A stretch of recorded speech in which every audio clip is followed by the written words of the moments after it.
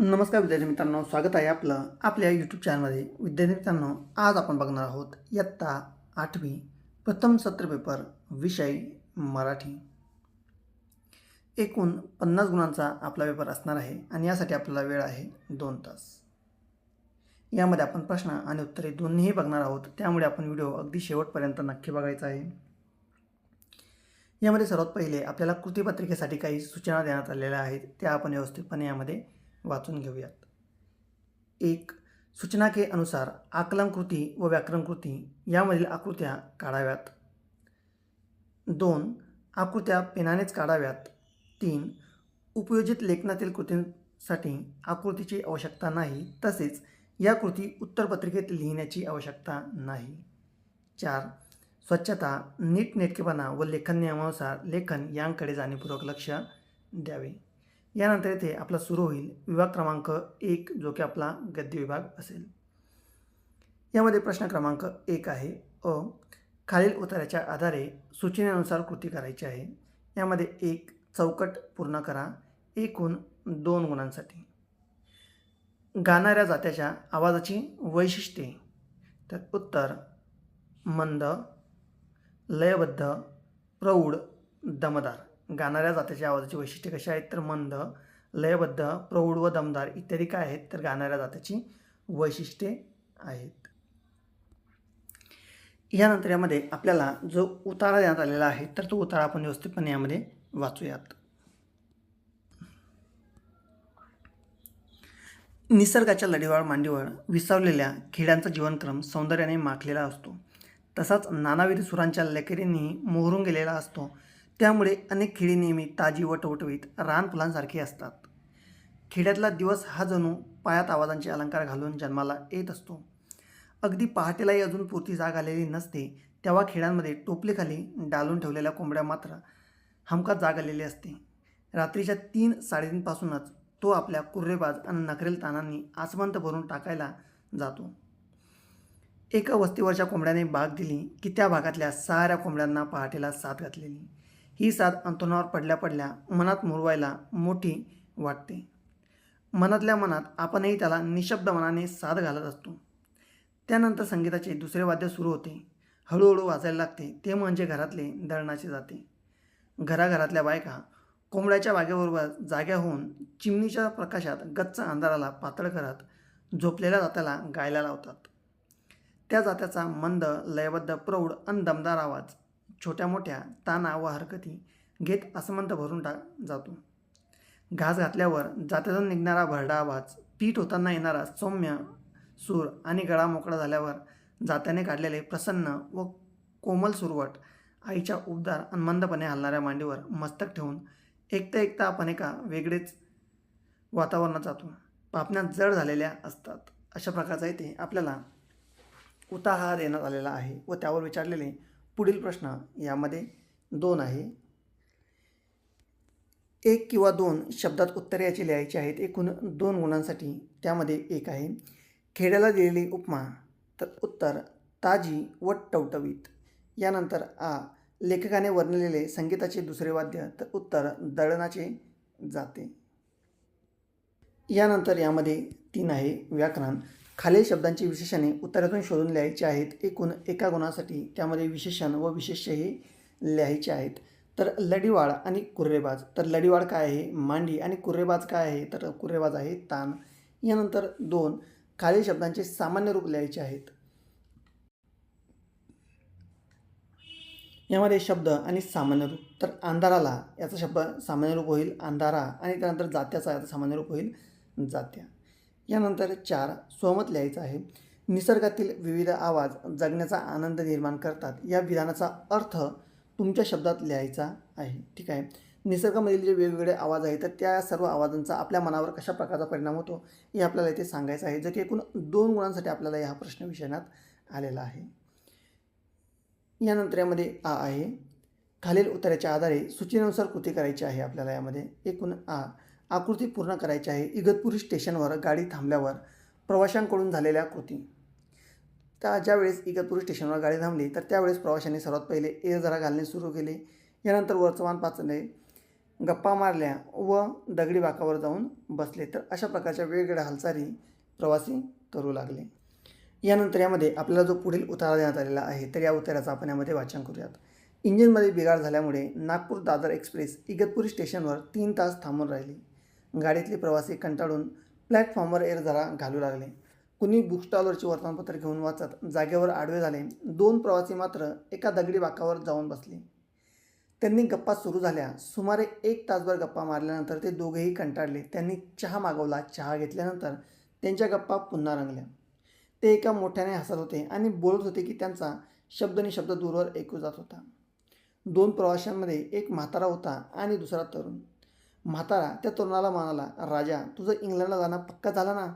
असं काय काका मला विचारता? मी पासपोर्ट मिळवला, विजा काढला, नवीन कपडे टेलरकडून परवाच शिवून घेतले, 4 सूट आणि इतर नेहमीचे कपडे घेतले आहेत. तुम्ही दिलेलं घड्याळ तर मी आत्ताच वापरायला काढलं. राजा, ते घड्याळ भारी किमतीचं आहेत, 10,000 मोजलेत. पीटर्सबर्गला ते घड्याळ खास तुझ्यासाठी घेतलं होतं. विमान प्रवासासाठी तुला 50,000 रुपये पुरतील ना? मुंबईला गेल्यानंतर मी तात्काळ तेवढी रक्कम तुला देईन, पण बेटा सांभाळून जायचं बरं का. अशा प्रकारचा अगदी छानसा इथे संवाद आपल्याला इथे देण्यात आलेला आहे. यानंतर यामध्ये 2 आकृती पूर्ण करायची आहेत. तर इंग्लंडला जाण्यासाठी राजाने ही तयारी केली एकूण 2 गुणांसाठी. तर उत्तर, पासपोर्ट काढला, विजा मिळवला, 4 सूट घेतली आणि घड्याळ घेतली. तर अशा प्रकारची तयारी ही राजाने इंग्लंडला जाण्यासाठी केलेली आपल्याला समजते.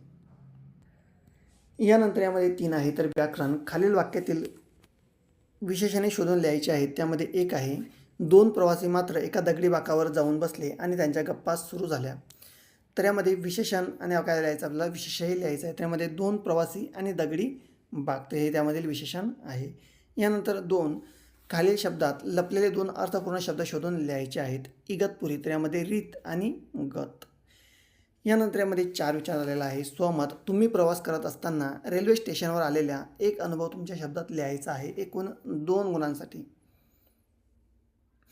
ज्यावेळेस आपण रेल्वेमध्ये प्रवास करतो तर त्यावेळेस आपल्याला कशा प्रकारचा अनुभव येतो, म्हणजे आपला स्वतःचा अनुभव यामध्ये आपल्याला मांडायचा आहे, जो की एकूण 2 गुणांसाठी आपल्याला आलेला आहे.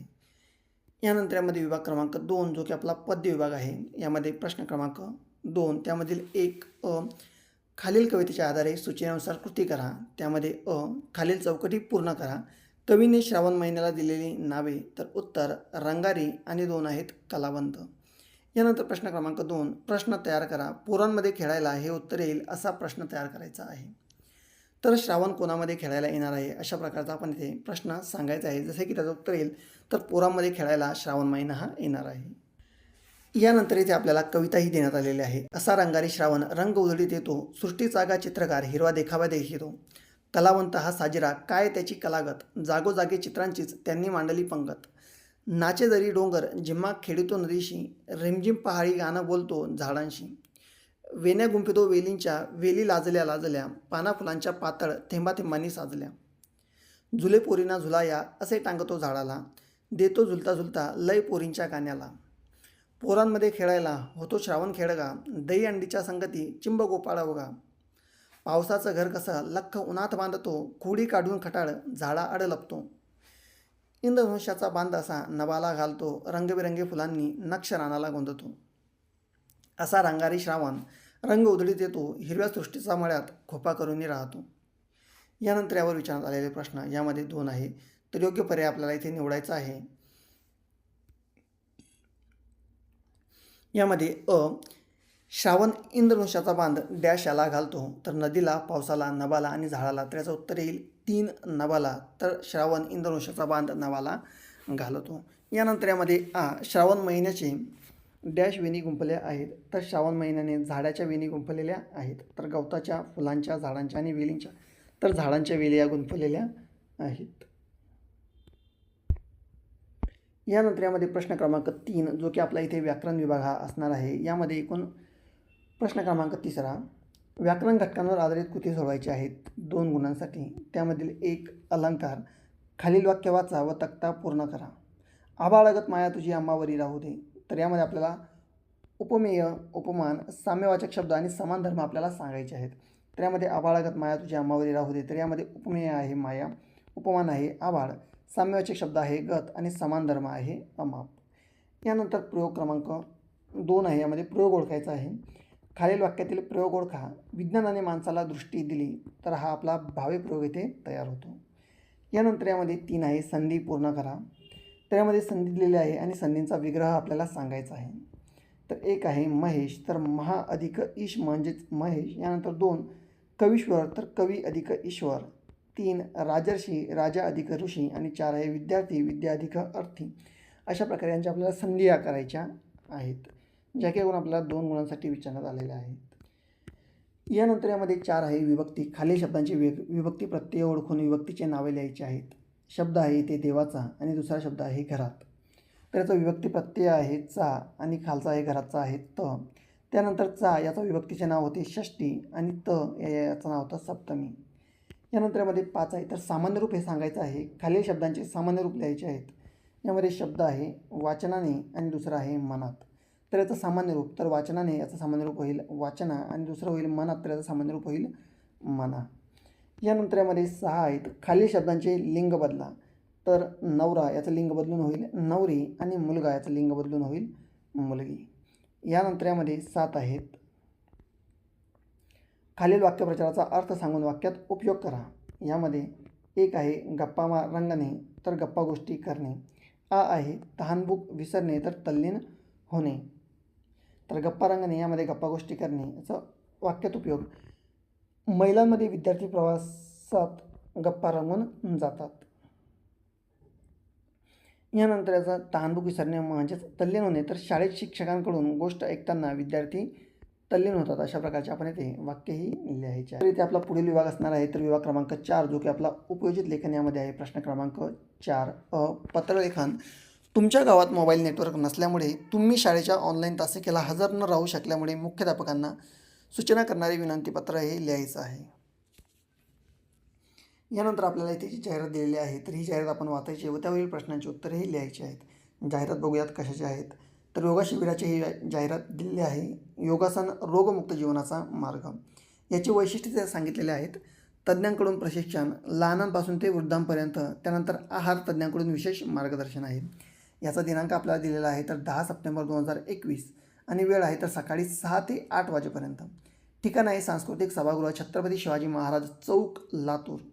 मोफत आरोग्य तपासणी शिबिर हे आपल्याला इथे दिलेलं आहे.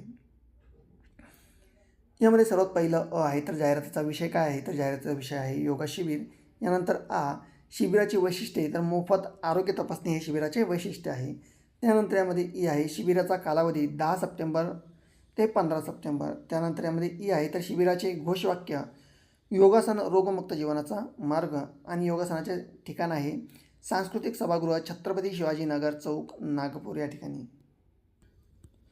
यानंतर यामध्ये क आहे निबंध लेखन. खालीलपैकी कोणत्याही एका विषयावर निबंध लिहायचा आहे. मी भ्रमणध्वनी बोलतोय किंवा मानवी जीवन व विज्ञान यामध्ये. तर उत्तर निबंध मी भ्रमणध्वनी बोलतोय. केल्याने होत आहे रे, आधी केलेचे पाहिजे, हे संत रामदास यांनी सांगितलेले सुवचन आहे. विद्यार्थ्यांनी, शिक्षकांनी, शेतकऱ्यांनी, व्यापाऱ्यांनी एवढंच नव्हे तर जगाच्या पाठीवरील सर्व स्त्री पुरुषांनी त्यांना आवश्यक असणारे सर्वच प्रकारचे ज्ञान देण्याचे, माहिती देण्याचे काम मी थकता सतत करीत असतो. विद्यार्थ्यांना तर मी एका प्रकारे गुरुच आहे. माझ्या मोबाईलमध्ये असणाऱ्या यूट्यूबच्या माध्यमातून त्यांना सर्वच शिक्षण अध्यापन मी करून देतो. माझ्यामुळे विद्यार्थ्यांना गणित, इंग्रजी यासारख्या अवघड विषयही सोपे करून शिकवले जातात. अभ्यासाचा कंटाळा आल्यानंतर त्यांना मनोरंजनाचे खेळही मी खेळवितो. धन्यवाद विद्यार्थी मित्रांनो.